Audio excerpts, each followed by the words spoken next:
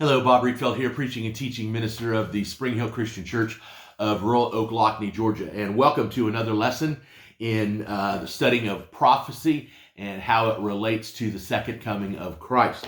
And last week we started talking about some of the things, or last couple of weeks, started talking about some of those prophecies and the things happening in the book of Daniel as it relates to the Old Testament prophecies about the church age and the days immediately following before.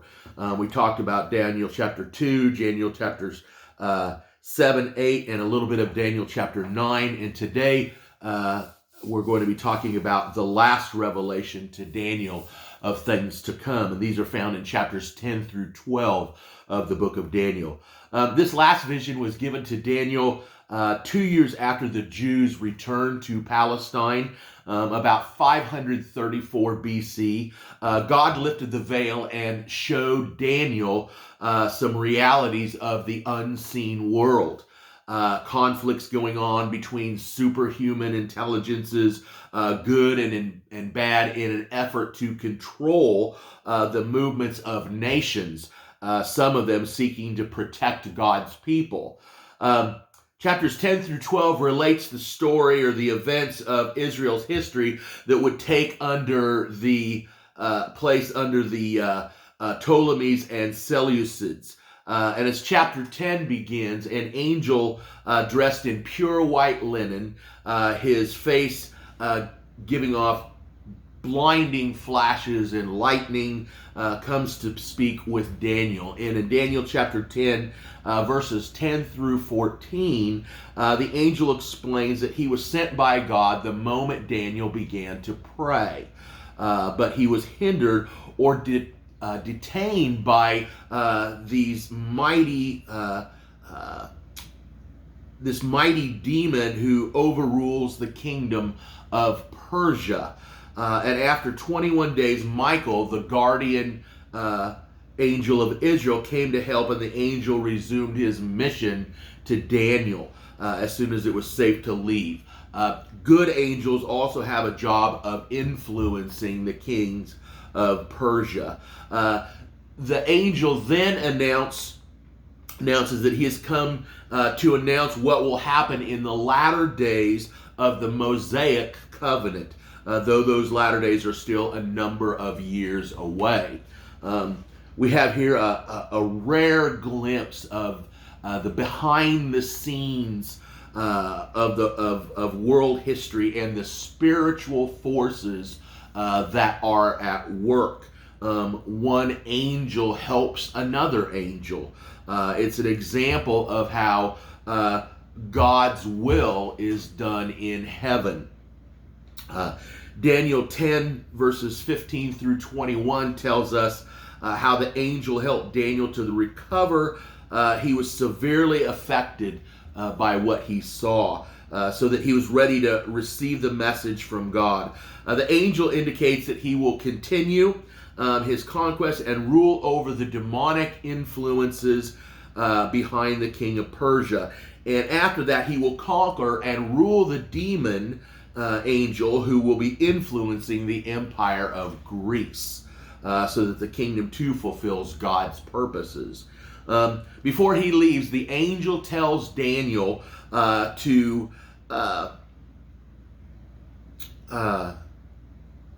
he tells Daniel of what Israel's history is going to be, and promises that he and the archangel Michael would protect his covenant people. They were sufficient to do the job. And so Daniel 11 then is a prediction of 200 years of history, and it's given in such detail, and that 300 years before some of it even happened. And that liberal scholars try to date Daniel after it all happened, we hold to be precision predictive prophecy. Daniel's 11, 1 and 2 speaks of the Medes and the Persians. The three kings yet to come are now known as Cambyses, Smerdis, and Darius Hystaspes. The fourth one who attacked Greece and lost is Xerxes. the husband of Queen Esther. Daniel 11:3 and 4 speaks of the Greeks and Alexander the Great and the division of his kingdom into 4 parts after his death. And the close of verse 4 indicates, verse 4 predicts the second division of Alexander's empire, which took place in 321 BC. Verses 5 through 20 of Daniel 11 speaks of Syria and Egypt. The kings of the south are Egyptian leaders descending on Ptolemy. The kings of the north are Syrian leaders descending on Seleucus the first, Nicator. There was constant war between the Ptolemies and the Seleucids for control over Palestine between these two kings and their followers. And through this whole period of time, 312 BC to 176 BC, there were intrigues, wars, attempts at making alliances through advantageous marriages, and in the closing verses of paragraph, the Roman armies under the control of Cornelius Scipio are introduced onto the scene. Verses 21 and following is the section we've been working toward, and in it is introduced Antiochus Epiphanes, meaning the contemptible one, who becomes king of the north, and he begins his campaigns against the king of the south. Every time Antiochus passes through the Holy Land, he ravishes it and causes great suffering for the Jewish people. Verse 29 and following predicts a second expedition against Egypt to be made by Antiochus Epiphanes, and this time a fleet of warships from the west, Rome, comes against him and forces him to return to Palestine. He took out his disappointment and anger on the Jews, profaned the sanctuary, and abolished the temple sacrifices. Verses 32 and 34 seem to speak of the Maccabees and their exploits against Antiochus. There's no question among exegetes that verses 29 through 35 are a prediction of Antiochus Epiphanes. And in this, in my opinion, verse 36 through and following also refer to the second expedition against Egypt by Antiochus. Some students of prophecy, however, see a reference of Antichrist, who appears at the end of the Christian age in verses 36 and following. Paul Butler in his commentary on Daniel says verse 36 and following is Antiochus, not Antichrist, and for these reasons.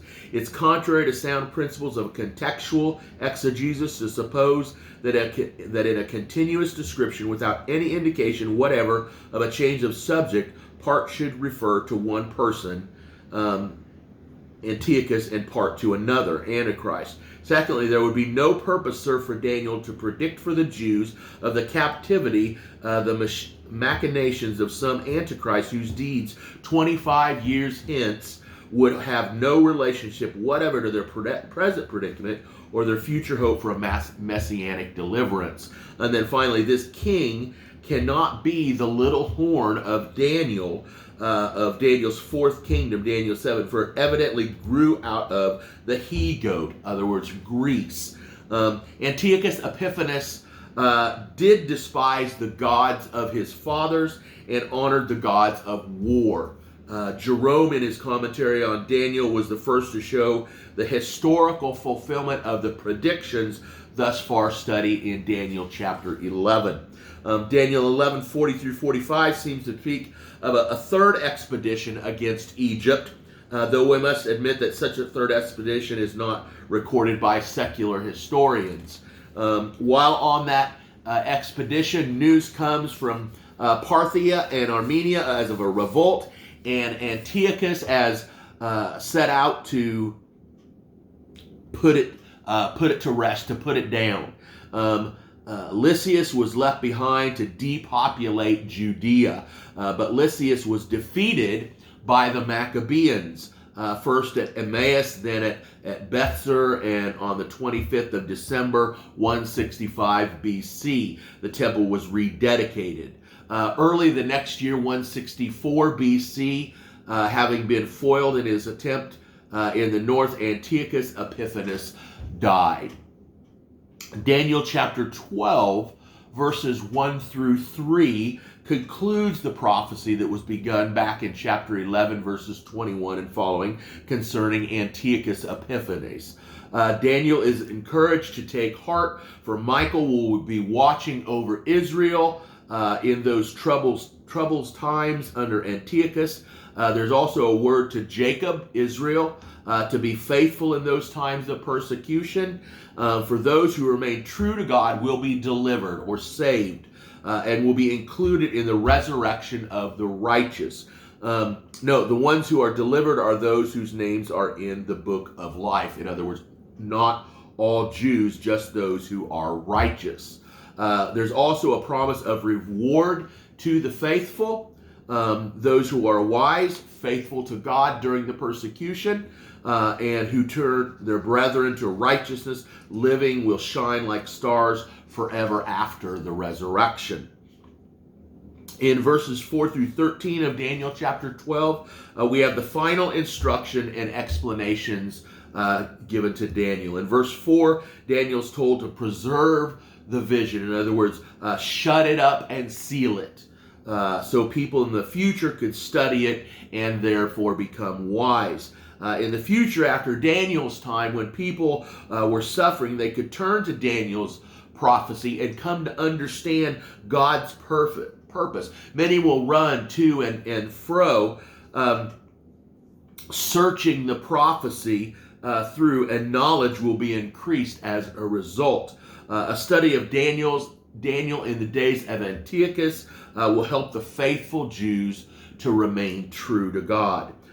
In verse 5 and following, two other angels besides the one who's been talking to Daniel are seen standing, one on each bank of the Tigris River, and are asking the one, how long until these horrors will end? And the angel in linen says 3.5 years. Now it happened that it was 3.5 years from the time Antiochus defiled the temple until Judas Maccabeus purified the temple.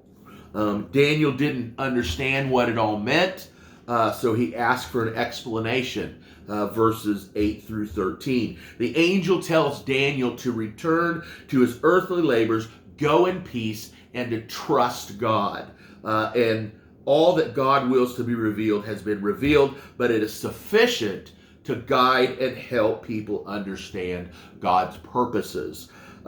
Men of faith will understand when these predictions begin to come to pass, that God is about to send the Redeemer, the Anointed One, and they will prepare for him by purifying and sanctifying themselves and passing it on to children and grandchildren. Think of Simeon, 2 generations after Antiochus, who was looking for the consolation of Israel. Luke 2 verses 25 through 35, and Anna, who was seeing the baby Jesus, spoke of him to all who were looking for the redemption of Israel. The continual burnt offering was to be taken away, but 1290 days later it would be restored, verse 11. So it was done in the time of Antiochus and Judas Maccabeus. 45 more days, the 1335 days of verse 13, and more good news would come. Antiochus died in the spring after Judas rededicated the temple. The book closes with an appeal to Daniel to be faithful to his appointed labor until the end of his life. And he would find the eternal rest and receive his portion of the inheritance, which was accomplished for him by the Anointed One. If the passage 11:36 and follows does antitypically represent Antichrist, and we are not at all convinced that it does. What does it say about him in the times when he flourishes? Antiochus Epiphanes is a forerunner, an antitype. Antiochus is the last persecutor before the first advent of Christ. Antichrist is the last persecutor before the second advent of Christ.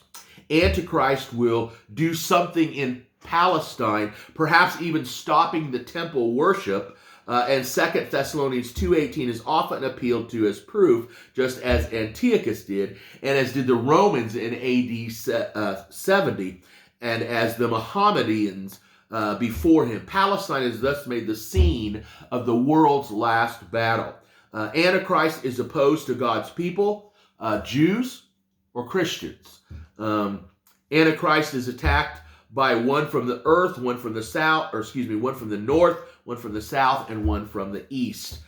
He uses blasphemous language and makes the abominable claims for himself. And again, compare 2 Thessalonians chapter 2. He makes his headquarters somewhere near the Temple Mountain, Daniel 11:43, even sitting in the temple of God, 2 Thessalonians 2. Both Revelation 19 and 20 and Daniel 11 and 12, leaving out the modern chapter break, show that the resurrection saints enjoy a righteous period on earth following the destruction of Antichrist. Once we've made application, which we're not convinced we should do, of Daniel 11:36 and following to Antichrist, it's easy to see how some modern premillennialists have come up with their schemes of how the end of the church age will be. Now, there are some close parallels to the eighth king of Revelation chapter 17 and to Paul's man of lawlessness of 2 Thessalonians chapter 2 to be found in Daniel 11:36 and following. And because of this, we cannot be too dogmatic against the interpretation which finds Antichrist in Daniel 11:36 and following. But if we do make it a reference to Antichrist, we can be choosy where we place Antichrist in our scheme of eschatological events. Why not put the time of Antichrist in the little season at the close of the church age? And I have a chart for that if you like that. To us, this appears to produce far fewer problems than trying to put Daniel 11 into an elaborate scheme of things like the modern premillennialists attempt to do. On the other hand, the passage can be interpreted very nicely, making it all a reference to Antiochus Epiphanes. It does leave us with a few hard-to-answer questions of interpretation, but it is still more acceptable than the whole modern premillennial scheme built on these verses. Because Daniel uses similar phraseology as he describes the different and separate events. Note how he used a little horn of several different people, not how he used abomination of desolation in chapters 9 and 11 of apparently disparate things. We must be extra careful in our application. Jesus' use of abomination of desolation, we've noted in when we talked about Daniel 9, is taken from Daniel 9:27 and not from chapter 11:31 or 12:11. Therefore, we have not been forced to the position that Jesus' words are proof that Daniel 10 through 12 depict events still future. Only if Jesus' words are taken from Daniel 11 or 12 is it proof that Daniel 11 and 12 cannot be fulfilled in Antiochus Epiphanes, as we've suggested. We may believe that just as there was a final persecution preceding the first coming of Christ, Antiochus Epiphanes,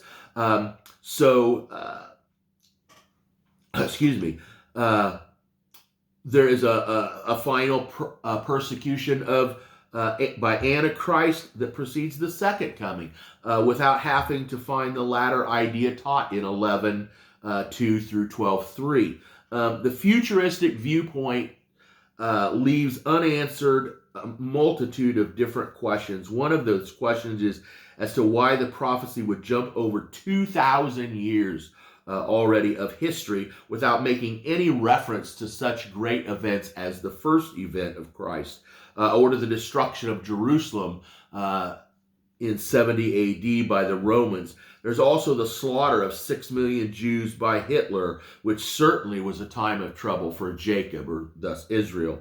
Both these latter two far overshadow the petty campaigns of Antiochus. And we're not therefore ready to find the final revelation of Daniel 11:26 through 12:3, a prediction of Antichrist, which we must somehow try to fit together with all other references to that God-opposing figure that we may discover in the rest of our study of prophecy.